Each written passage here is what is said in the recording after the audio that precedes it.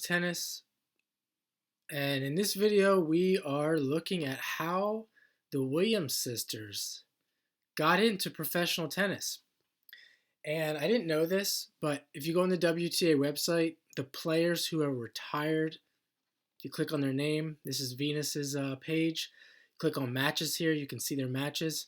But if they're retired, they take out the matches section. So we don't have Serena's history here. I'm sure you could find it somewhere else, but I'm going to look at this now before it disappears when Venus is completely retired. So let's take a look here. We can see we click on the year here, and you can do this for all the players: ATP, WTA. You can look at their history. This is going to include ITF, I believe ITF and Challenger events as well. Definitely Challenger events. And we can see here 94 is when she started.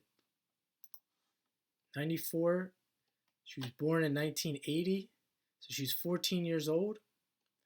First match, she would have been 14 years old. And let's take a look. First professional match, a WTA 500. They threw her right in, 14 years old, wild card. And this is the tournament from the movie. If you've seen it, King Richard, this is the tournament they're talking about.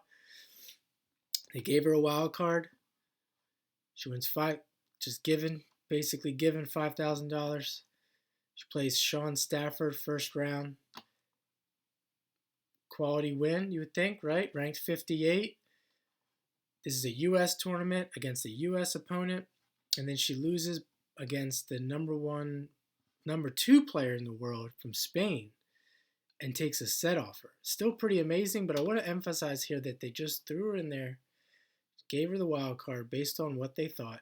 Who knows? She may have played this Stafford player. She may have played her before, being from the U.S., which all these things are giving her a major advantage. And they threw her in on carpet. I don't know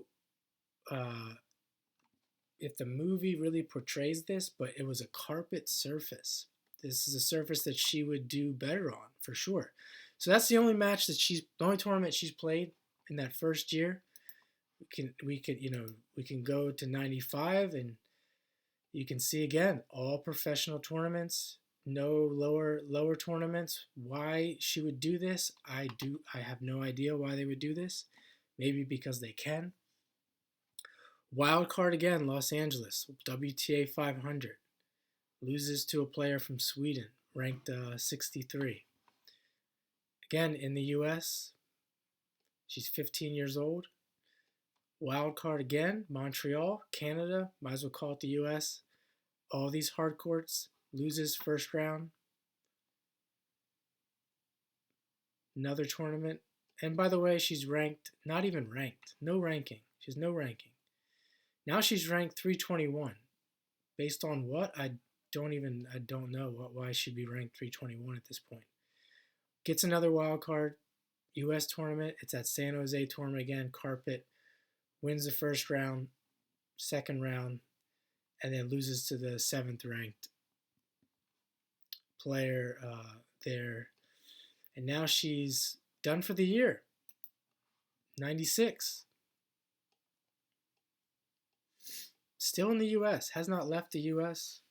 Maybe to go to Canada. I mean, nice little car ride to Canada. Ranked 217 in the world.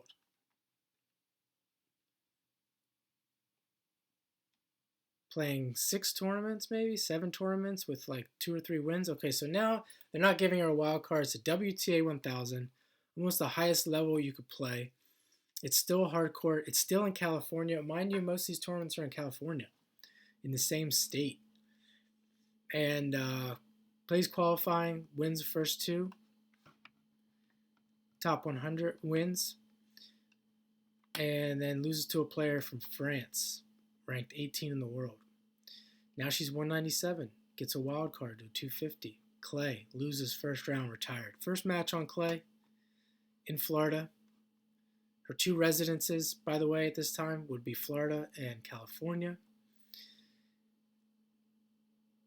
Again, WTA 500, wild card, wins first round in California on hard court.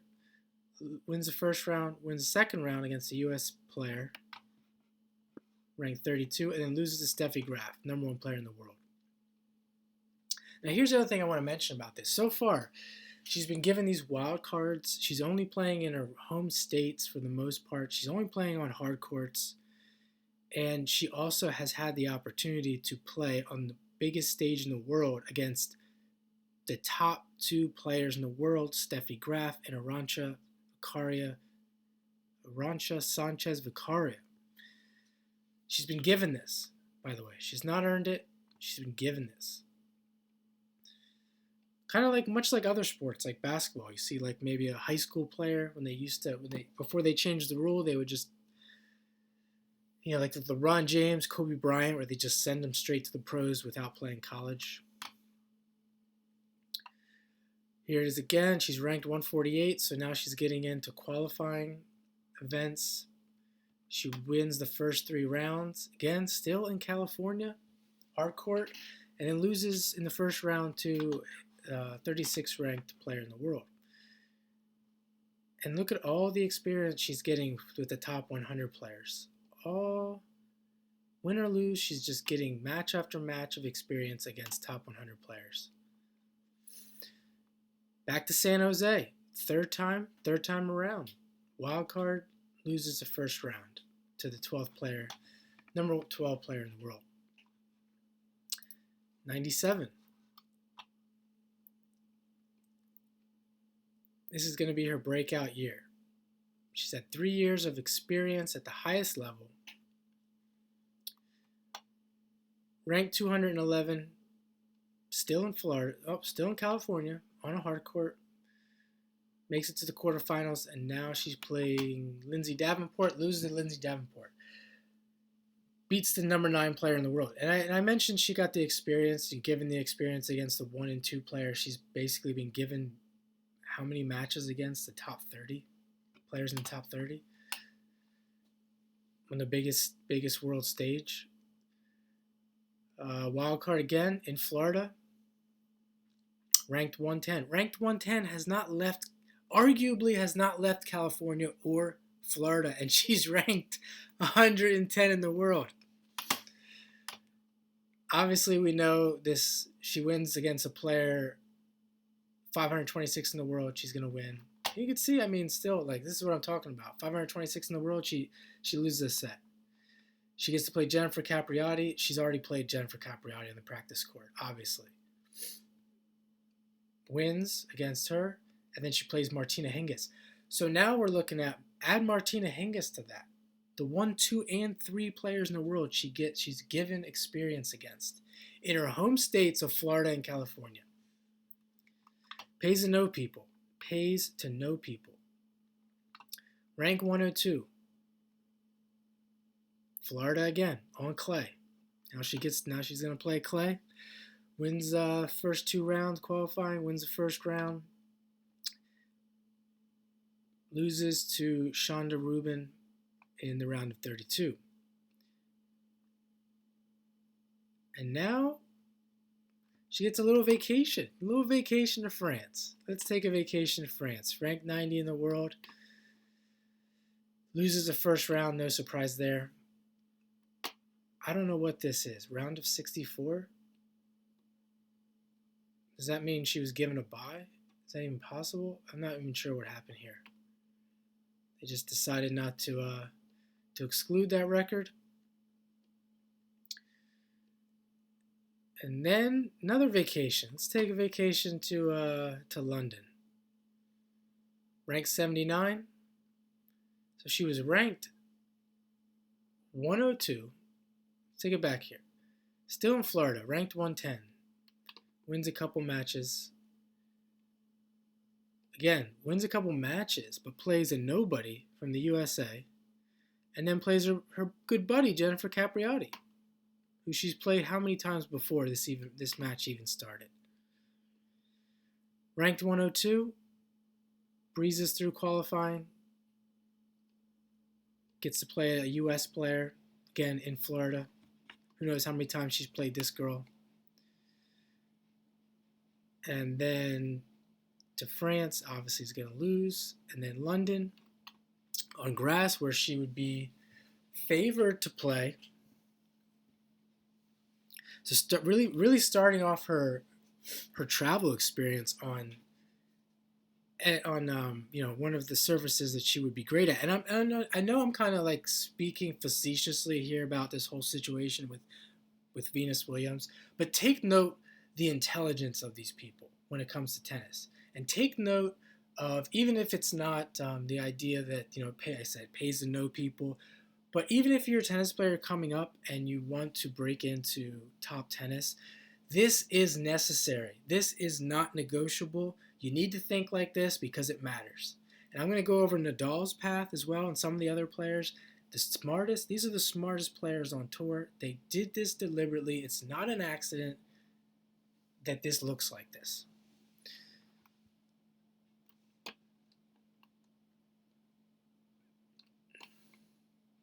Round of 32. On her vacation to London, Chanda Rubin, who she's already played before, who knows how many times she's practiced against her. Of course she's going to get the win. And then she loses to a player from France. Oh, I'm sorry. That was Eastbourne. Okay, that was the pre-tournament to Wimbledon. And now we're in London. Now we're in, well, they're both in London, but now we're in at Wimbledon. Loses the first round. She's ranked 59. How are you ranked 59? What did you do to get to be 59 in the world? Well, I just explained it. Absolutely nothing. A couple vacations. So, loses to a player from Poland. Doesn't have to play qualifying. First Grand Slam. Not even in her home country. Doesn't have to play France and Wimbledon. Doesn't have to play qualifying. And she comes back to California after her vacation. Back to California. Back home. Oh, man. Breezes through qualifying. Look at this. 6-0, 6-0, 6-2, 6-1.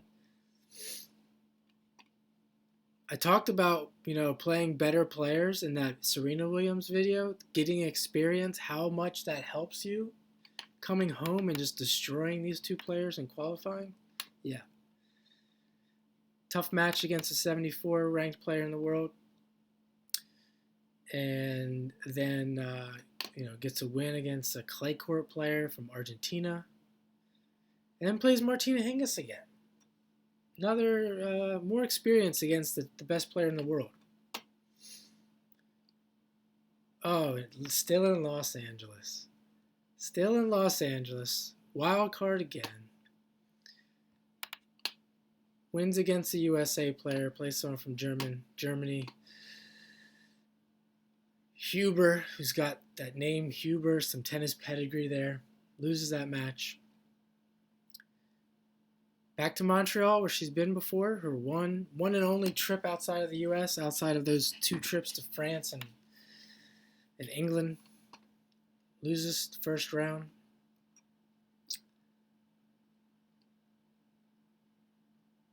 And now we're at the U.S. Open. Breakout tournament on a hard court. Doesn't have to play qualifying.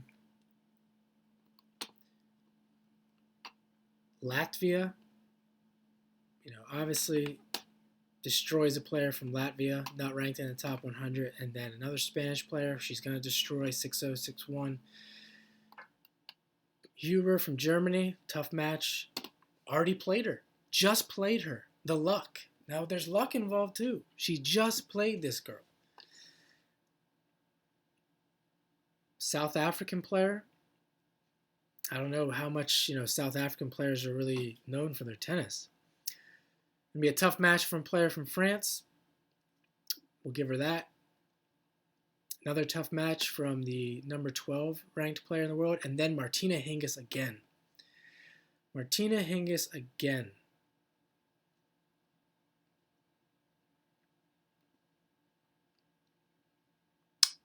Who she loses to. Now she's going to start traveling. Now she's made it. She has made it. She's ranked 26. Now they're going to send the baby bird. Now we're going to send the baby bird out of the nest into the world. I mean, she is only, 16 years old right now? So, but this is how you do it. This is how you do it.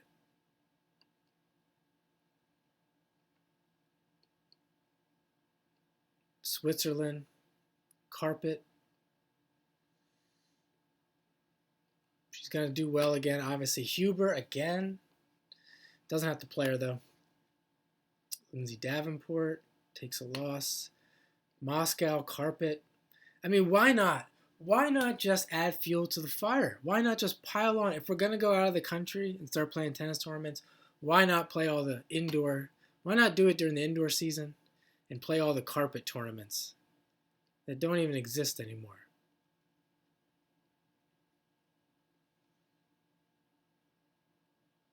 Carpet, Philadelphia. 98. And this is going to be the last one I'm going to look at because she's made it. She's in. We'll just run through this real quick. Back to Florida. Still a hard court. Gets to play Martina Hingis again. Loses. Does she win? No, wins a tournament against Anna Kournikova. She's ranked number 11.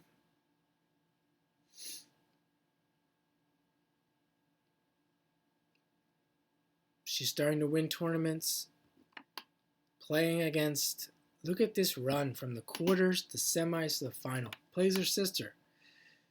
Played her sister a million times. Vicario has already played her. Hingis has played her like 4 times. And she loses. Here we go again. Back to trip to France. Hingis again, and she loses. But she's made it. Now she's in. It's all over. And more California, U.S. I mean, look at this again. I can't. I have to look at this. The intelligence. Back to Florida. Then it's France, Roland Garros, and it's England again, and then back to California. Back to the U.S. Open.